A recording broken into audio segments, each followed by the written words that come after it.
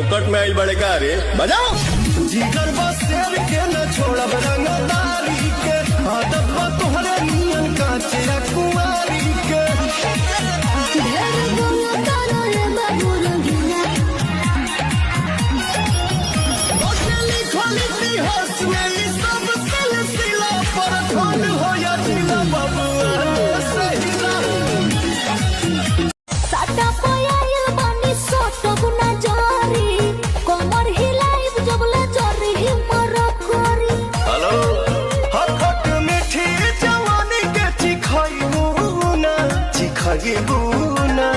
बबुआ के खुश करके जाइबू ना यारे हरा में दोबारा फेरू आइबू ना।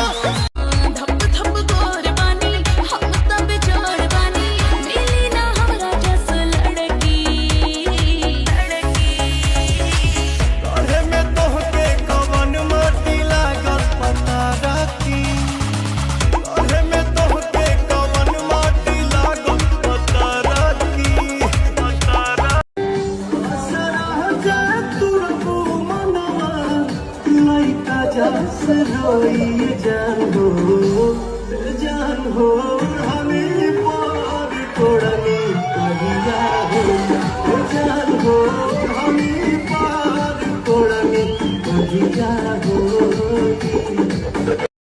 तुमको अच्छा भइल हाई ना पे देगा हराई कोही गुची के रुचि से लेबे करा। सुना तू मंगबे रोजिना रे हम महीना में दो बेर देबे करा।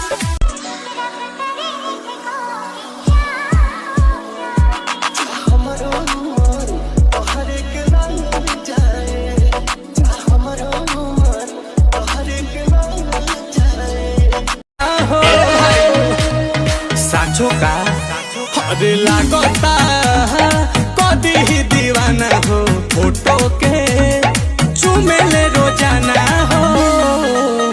अरे मान ले बिया हमके पहती, मान ले बिया हमके पहती। पगली देखावे अगर पहती, पगली देखावे अगर पहती।